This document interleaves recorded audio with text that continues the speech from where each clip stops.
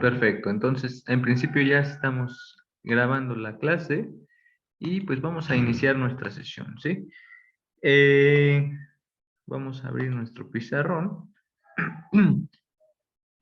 Eh, ok, ¿esto qué es? Oh, ok, bueno, ¿qué estuvimos haciendo la última clase? En la última sesión trabajamos un poquito de la ecuación logística y te planteé la posibilidad de hacer estudios o análisis de las ecuaciones de primer orden con una herramienta llamada el análisis cualitativo, que básicamente consiste en ver un campo vectorial, en este caso en una dimensión, que es una ecuación literalmente única, es unidimensional, y esta opción nos permite gráficamente ver comportamientos asintóticos de dichas soluciones sin necesidad de resolver la ecuación diferencial. Eso es importantísimo, ¿no? Bueno, lo que vamos a hacer hoy está centrado un poco más en, pues, la solución que está dada por una constricción, una condición inicial en la que pensemos que tenemos aquí un gráfico donde tenemos soluciones. Pensemos que esta es una solución para una constante 1, quizás esta sea otra solución para una constante 2, una solución para una constante 3, etcétera, etcétera. Ya sabemos cómo se llaman esas curvas, todo lo que tenemos hasta ahorita, por lo menos para una ecuación de primer orden lineal. Y en el caso no lineal también, esto se va a aplicar para el caso no lineal. Lo que les voy a comentar ahora es aplicado en general. Y suponiendo que yo te doy la información adicional de que tengo un tiempo de medida inicial 0, vamos a tener una observación de esta cantidad X llamada X0, ¿sí? Entonces, este tipo de reconocimiento de problemas se conoce como el problema de condición inicial, y entonces se entiende que pues T0 es la cantidad inicial o tiempo inicial y X0 es como tal la condición inicial, ¿sí? Entonces, en conjunto, esto va a formar una coordenada que va a estar ahí localizada con componentes T0 y X0, ¿sí? Y se supone que la idea de hacer esta observación es que vamos a encontrar una única intersección con la solución de nuestro problema.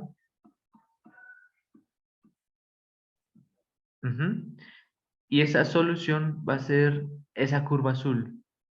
Entonces, dada nuestra solución que estoy ahorita etiquetando como F, es nuestra solución implícita de nuestra ecuación diferencial, que puede ser lo que sea, cualquier tipo de cosa que nos dé, va a reconocer solamente a esta órbita, perdón, a esta curva azul.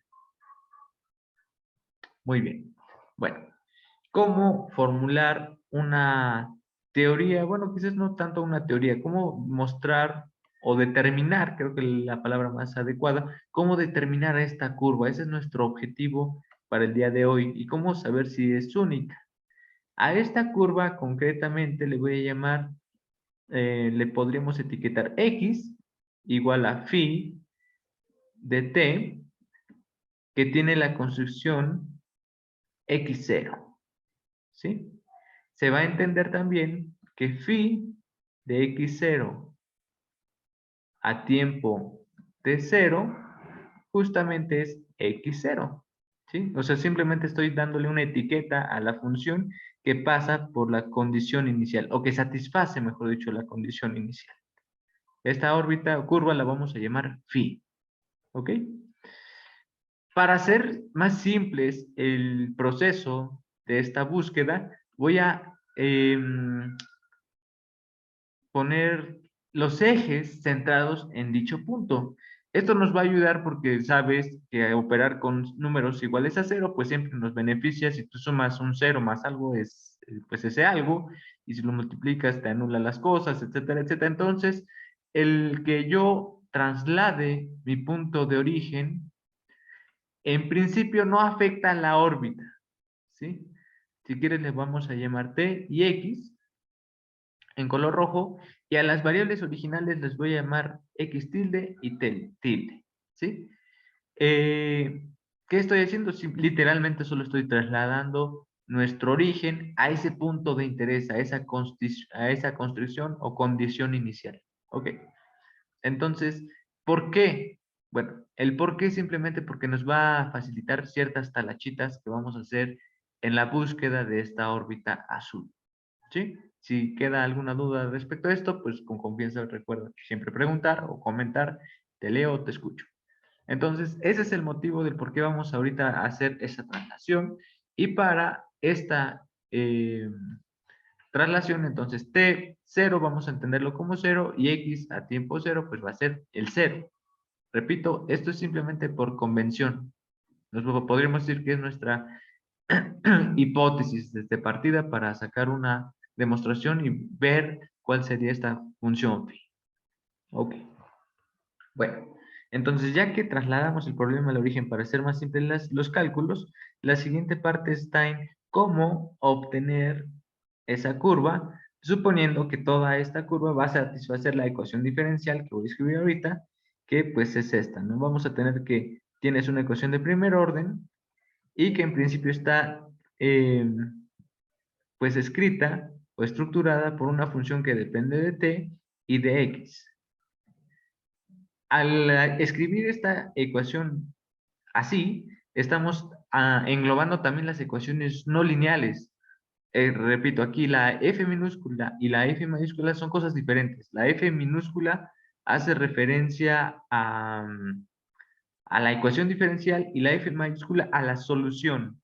Esta es su solución implícita y esta es la funcional o la estructura que tiene la ecuación en función de la variable independiente y la variable x dependiente. ¿Ok?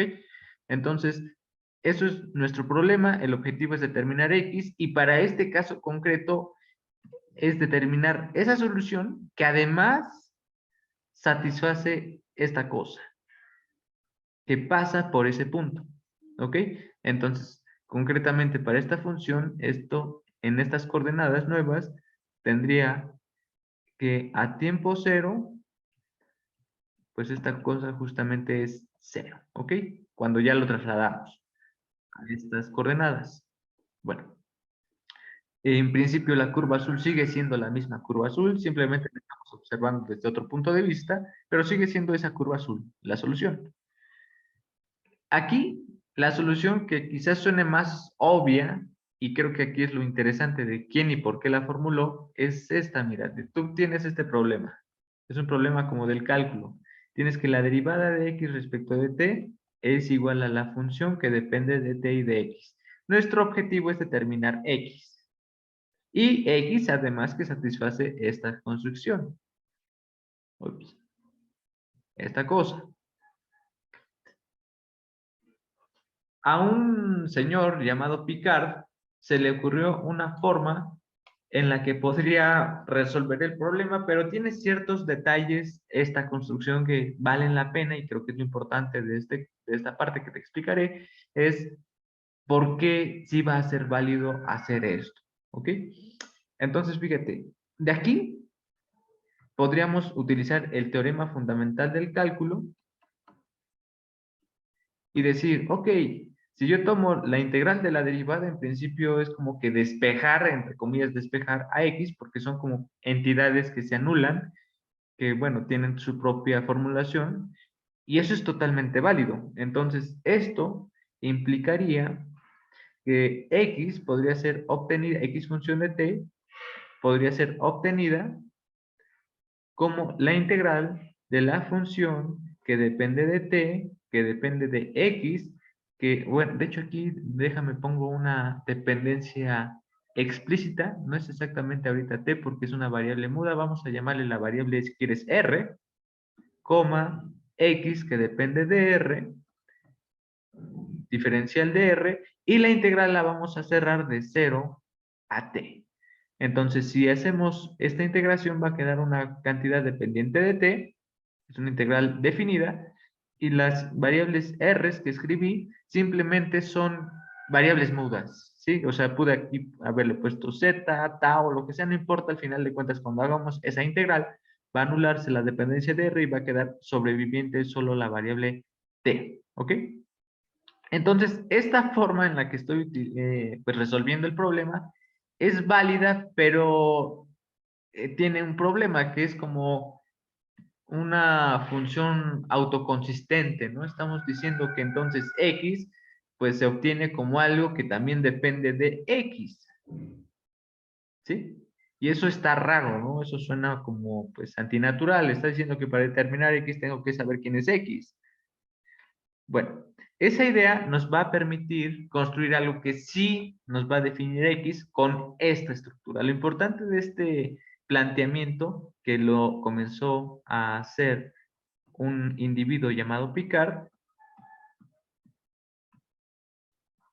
es válido y está bien, suena extraño, pero va a sonar un poco más lógico cuando lo hagamos o lo comencemos a hacer con ciertas hipótesis también de partida, y lo vamos a hacer en forma constructiva mediante iteraciones. Entonces, la propuesta de Picard te dice esto. Fíjate, ¿qué te parece si comenzamos teniendo en cuenta esto? Que phi de 0 al tiempo 0 justamente vale 0 porque es la condición inicial, ¿sí? Entonces, esto va a ser un buen punto de partida. Significa que localmente,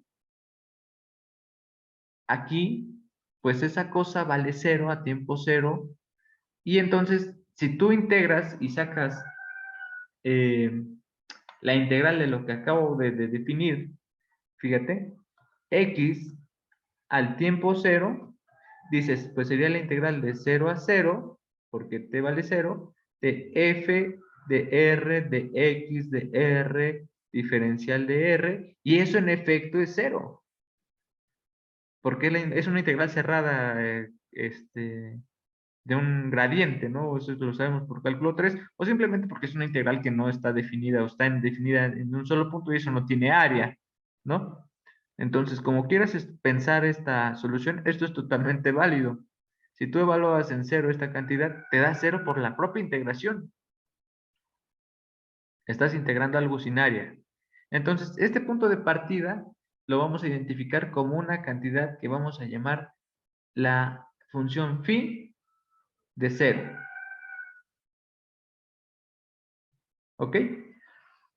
Después vamos a formularnos otra cantidad. Vamos a pensar que esta ya la tenemos y es el 0, simplemente.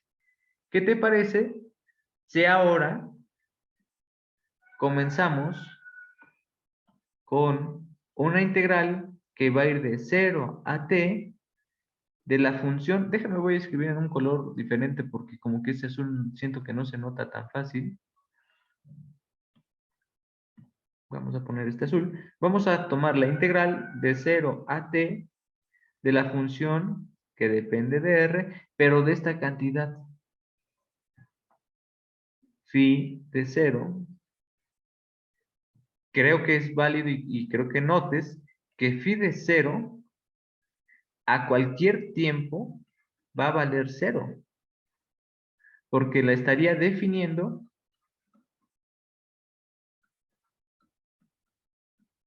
como la integral que va de 0 a 0, y esa pues sería siempre 0 para cualquier tiempo, porque es simplemente una integral cerrada, repito, ¿sí?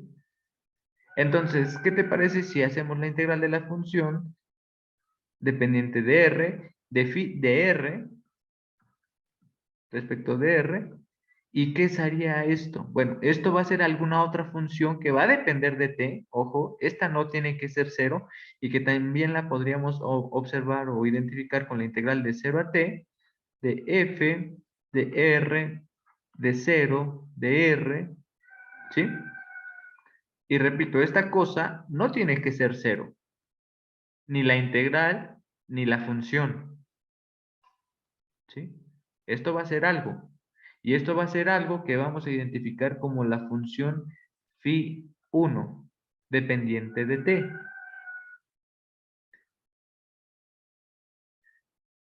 Repito, esta cosa depende de t y no tiene que ser 0. La primera sí, porque la estoy definiendo como esa integral cerrada que satisface mi condición inicial. Esta es mi condición inicial.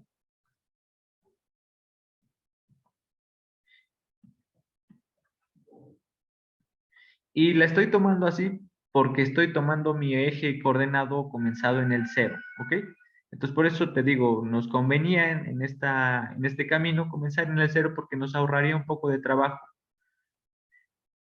en hacer un poco de talachitas. Si quedan dudas, pues recuerda que puedes dejarme el comentario o hablar. Y si estás viendo este video después de este día, pues no pasa nada, no te preocupes. Eso no te impide que puedas formular preguntas cuando estés viendo el video. Si tienes preguntas después de que viste este video, días después, hazlas. Haz los comentarios en el Classroom, no hay problema. Simplemente comenta algo así como, profesor, en la clase de tal día, de tal tema, tengo tal duda en tal minuto y checamos y te contesto, porque pues es importante que también pues salgan esas dudas, ¿no? O sea, no creo que sea bueno que se queden del tema básicamente que sea referido a la clase o de cualquier otro tema, ¿va? Del que creas que te pueda contestar también. En fin, entonces voy a tomar esta función phi1 con esta manera, o de esta manera, o de esta forma. Y voy a hacer un proceso constructivo en el que voy a tomar diferentes phis construidas con la función previa. Entonces voy a tomar ahora una función phi2 que depende de t, que va a ser la integral de 0 a t de la función que depende de r, pero ahora de una cantidad llamada phi1, que fue justamente definida anteriormente en el paso anterior, de r. Esta cosa phi1, repito, ya no tiene que ser 0. En principio, de hecho, es diferente de 0. No tiene que ser.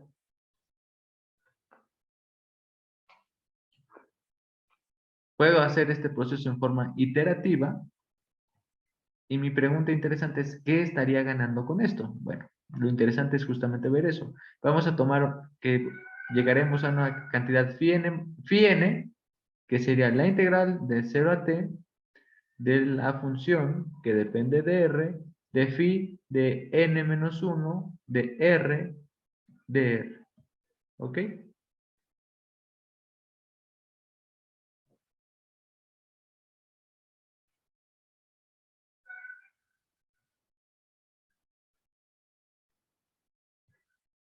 Perfecto. No sé si quedan dudas o preguntas hasta ahorita. Simplemente estoy haciendo la construcción de estas entidades que estamos llamando phis. Y la cuestión es con qué propósito. Bueno, antes de continuar al respectivo o debido propósito, estas funciones tienen un nombre. Repito, el motivador, la persona que motivó esta posibilidad fue un cuate llamado Picard y estas iteraciones se llaman así, se llaman iteradas de Picard. Entonces esto es algo importante, lo vamos a poner en rojo y estos objetos se conocen como iteradas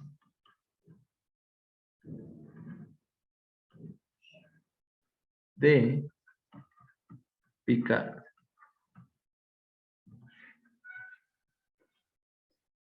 ¿Qué buscaríamos? Bueno, por defecto, si yo aplico el teorema fundamental del cálculo aquí, pues esto es totalmente cierto, ¿sí? Simplemente estoy sacando la integral de la derivada y eso sí se correspondería, o sea, esto sería un hecho verídico. Que me ayude o no a determinar quién es X, eso ya es problema adicional, pero esto es cierto. Estoy diciendo 1 igual a 1, pues sí, nada más que estás haciéndote pato en principio, ¿no? Es como, repito, estás eh, buscando algo que necesita esa búsqueda, entonces como que es redundante el problema, ¿no? Es extraño, pero eso es cierto, o sea, esta igualdad es verídica, esa es cierta. La cuestión de estas iteraciones que podrían ayudarnos a empatar esta idea de Picard sería ver que este chunche, este objeto, se satisface exactamente con el cuadrado que voy a poner aquí en rojo, que vamos a llamar la ecuación, si quieres la ecuación estrella, y vemos que esa cosa pues tiene un comportamiento similar, ¿no? O sea, son como que integrales dentro de funciones que están definidas como consistentemente, ¿no? Entonces, algo que nos gustaría checar para tener un contraste con la ecuación estrella sería ver si phi n de t es algo convergente.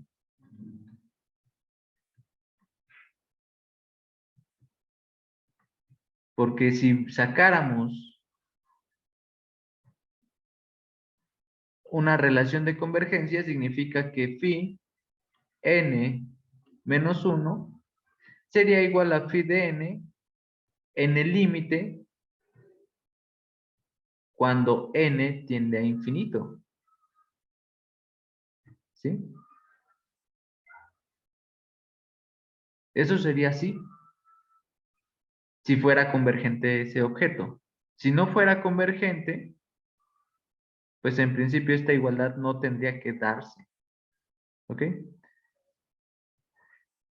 Bueno, no sé si hasta ahorita todo claro. Creo que es el planteamiento en el que vamos haciendo esta construcción para determinar quién va a ser phi. Ahora, si esta cosa sí resulta ser convergente, se daría esta igualdad. Pero si se da esa igualdad,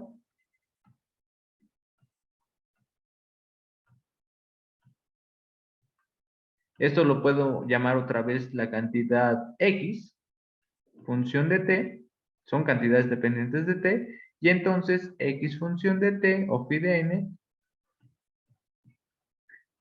es igual a la integral de 0 a t de f de r de phi de n,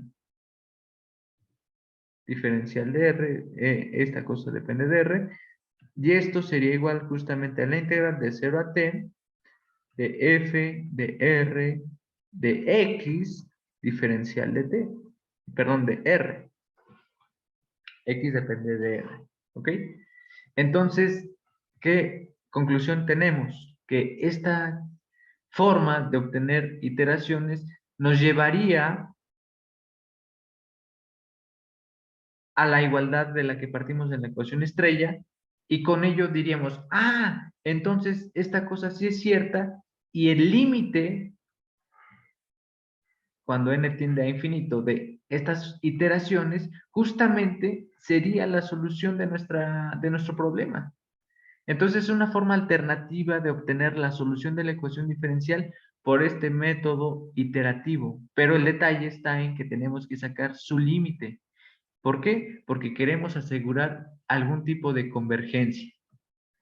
¿Con qué ganamos con esta convergencia? Ganamos que esta integral sea exactamente igual a la de la partida. Esta es justamente la ecuación estrella. Repito, esto se daría si y solo si la función es convergente. ¿Por qué? Porque estas dos cantidades son iguales, esta y en ese límite sí se daría justamente la igualdad.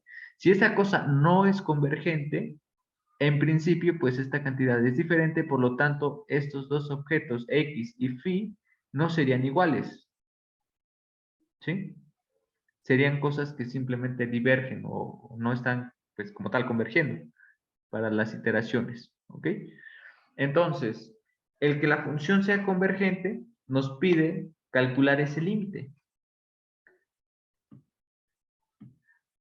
Tenemos que calcular el límite de phi de n cuando n tiende a infinito, y eso justamente en principio nos daría x de t.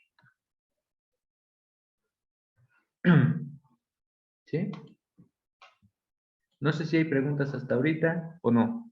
Simplemente repito, estoy argumentando que esta construcción iterativa nos daría una igualdad muy interesante si resulta ser convergente, porque justamente nos daría el punto de partida, nos daría la ecuación estrella, que es lo que queremos o lo que satisface por defecto la solución.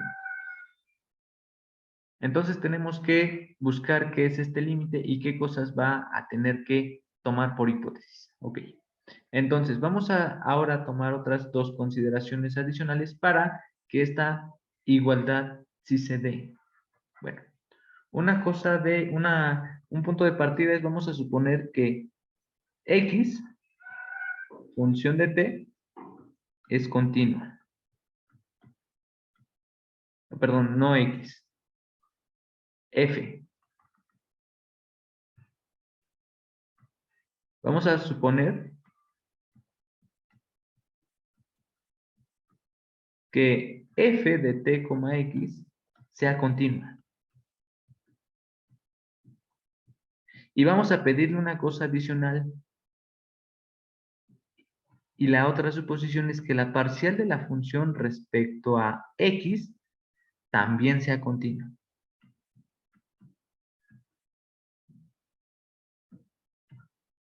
Si estas dos cosas son continuas, ciertos límites son válidos.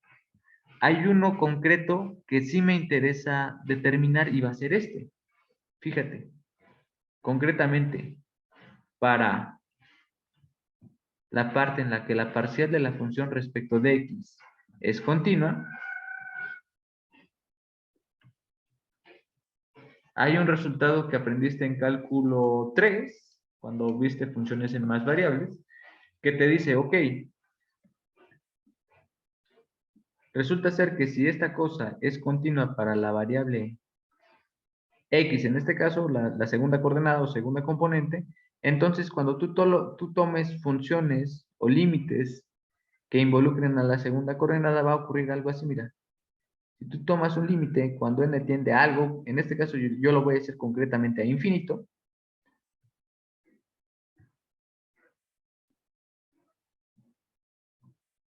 el límite de la función de t, phi de n, que depende en principio de t, va a ser igual a la función de t evaluada en el límite cuando n tiende a infinito de phi de n. Es decir, el límite lo metimos dentro de la igualdad en el argumento de la función. Y esto se daría cuando, primera, la función sea continua. Entonces, en esta parte ya hay un punto interesante. Y la otra se daría justamente cuando la segunda componente, la que va sobre x, también es continua. En ese caso, el límite sí se puede meter dentro de la función. Solamente en ese caso. Si la función f, bueno, aquí no la voy a llamar f, creo que la debería llamar, bueno, sí está bien etiquetada f. Si tenemos estas dos condiciones hechas, entonces este límite sí se puede tomar y se daría así. Del caso contrario, eso no es verdad. ¿Ok?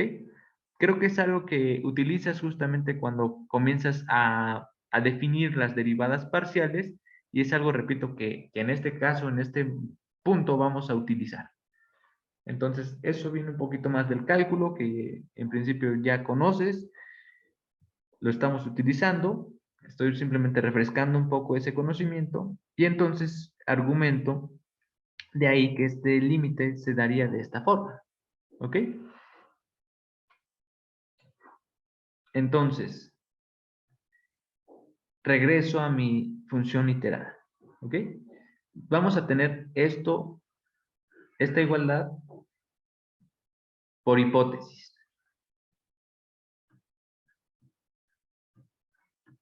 Esta va a ser mi hipótesis. Y lo que yo quiero determinar ahora es justamente el límite cuando n tiende a infinito de esta sucesión, estas componentes que llamamos iteradas de Picard, cuando n tiende a infinito. Esto en principio sería la integral, bueno, perdón, aquí me faltó considerar el límite cuando n tiende a infinito de la integral de 0 a t de la función que depende de r, phi de n menos 1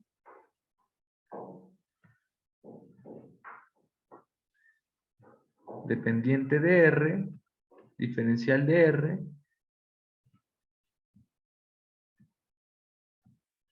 ya, déjame bajo aquí un pizarrón,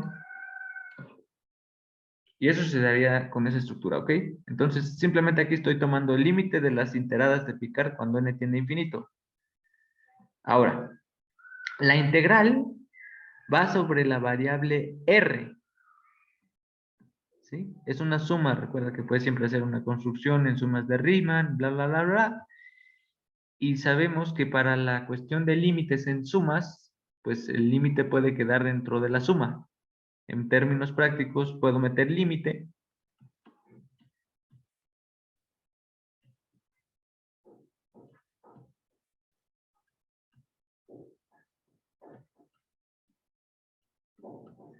Y aquí es donde se pone interesante y vamos a usar nuestra hipótesis. Cuando introduzca aquí mi hipótesis, vamos a hacer la introducción de la hipótesis. Esto nos va a resultar la integral de 0 a t de la función evaluada en R, phi de n-1 en R, diferencial de R. Ah, perdón, aquí me comí justamente el límite, lo siento.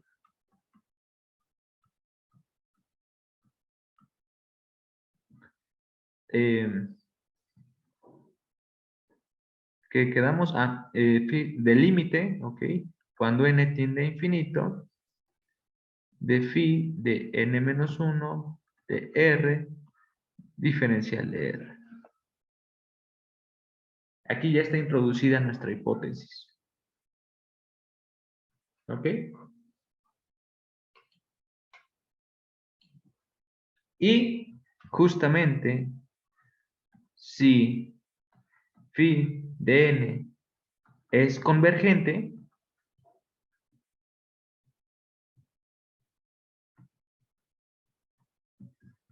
esto implica que en el límite, cuando n tiende a infinito, phi de n, en principio tiene que ser igual al límite cuando n tiende a infinito de phi de n-1, porque son ambas cantidades iguales. En el límite cuando n tiende a infinito, repito. ¿Sí? No sé si hay dudas o preguntas, simplemente estamos argumentando la cuestión de la convergencia de la función. Y estoy diciendo que en este límite, esta cantidad n y esta cantidad n-1 en principio son iguales. Entonces, si esa convergencia se da,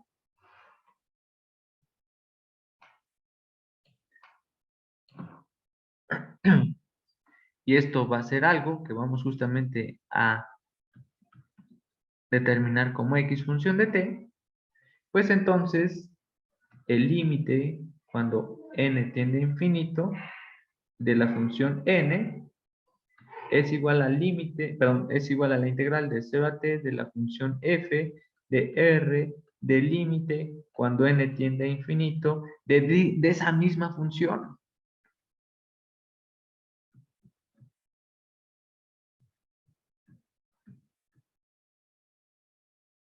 Y eso es x.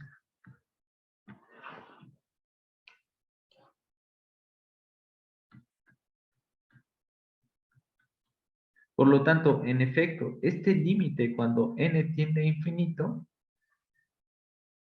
justamente nos regresaría la solución de la ecuación diferencial. Y así queda demostrado.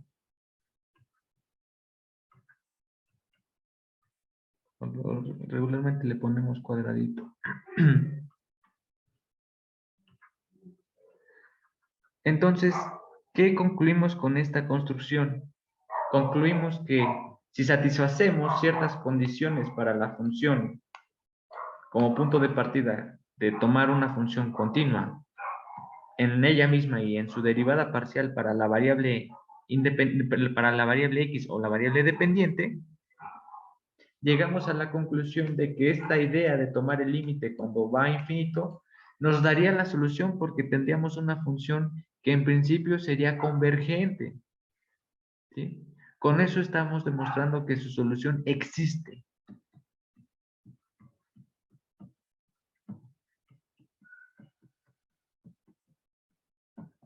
¿sí?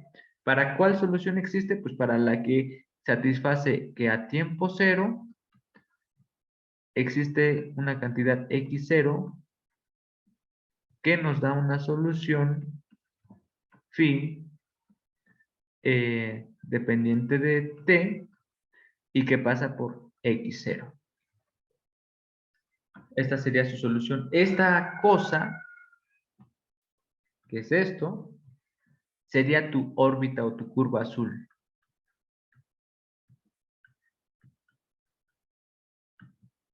¿Sí?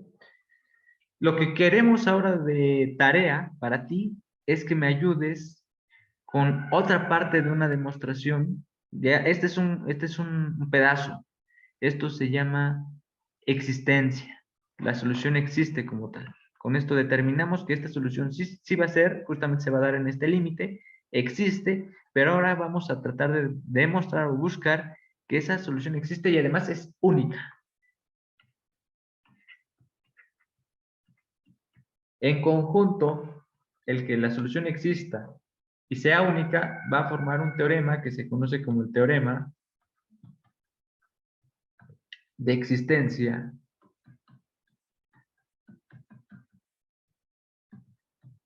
y unicidad. Oye, ahí escribí mal, unicidad.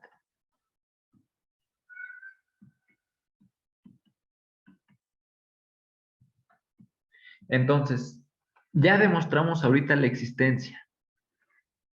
Nos queda un bloque que va a tener que ver con la unicidad. Para esta parte te voy a pedir a ti que me ayudes a investigar esto como parte de tu tarea. En algún momento del curso te expliqué el por qué me interesa también que tú también metas las manos en las demostraciones. Y el argumento está en que, bueno, primero nos ayudas a hacer la clase un poco más ávida, más rápida, para que no todo te recaiga en mí en todo. Y la otra parte es que te va a ayudar a hacer pues más cauteloso al momento de hacer investigación. Es un momento en el que tú también tienes que ir desarrollando esa parte de investigación propia por ti mismo, con tus manos, tus métodos, y que te asesores, no solamente de lo que dice el profesor o lo que siempre escribe cuando demuestra lo que sea. ¿Sí? Es una parte que te va a ayudar y nos ayuda en el curso. Entonces, esa parte, repito, la vamos a introducir en tu tarea, va a estar considerada en tu tarea, y con eso acabaríamos esta parte de existencia y unicidad. Va a haber una terminología que probablemente desconozcas que va a tener que ver con la definición de una función de Lipschitz, ¿sí? No es muy complicada esa definición, básicamente tiene que ver con medidas, en integraciones en este caso, y quizás creo que sea lo único que va a ser posiblemente novedoso. Cuando estés en el curso de análisis matemático, muy probablemente tengas que retomar sí, tomar ese conocimiento otra vez, ¿no? Una función tipo Lipschitz. Fuera de eso, creo que todo lo demás es perfectamente posible por ti, ¿va? De mi parte, pues creo que sería todo por el día de hoy. En la siguiente clase vamos a hacer ejemplos de las iteraciones de Picard con práctica, ¿no? Con ejercicios concretos donde vamos a tener una ecuación diferencial y vamos a buscar cuáles son sus iteradas de Picard y vamos a ver que esas cosas convergen a alguna función, claro, por supuesto, y vamos a ver cuál es, ¿ok? Entonces vamos a utilizar simplemente un poco lo que vimos el día de hoy como un ejercicios con práctica para que también si te quedan dudas o cosas teóricas de que no son ahorita claras para ti, se puedan resolver en esta clase siguiente con la práctica, ¿va? De mi parte sería todo. No sé si quedan dudas o preguntas. A ver, creo que hay algún comentario. Ok, pues sería que todo está bien. Perfecto. Bueno, entonces así lo dejamos. Tengan un bonito día. Si van a la facultad, cuídense mucho. Si están en cualquier otro lugar, pues también. Estamos en comunicación para cualquier duda o pregunta. Y pues nada, bonito fin de semana también. Cuídense mucho. Hasta luego. Nos vemos. Adiós.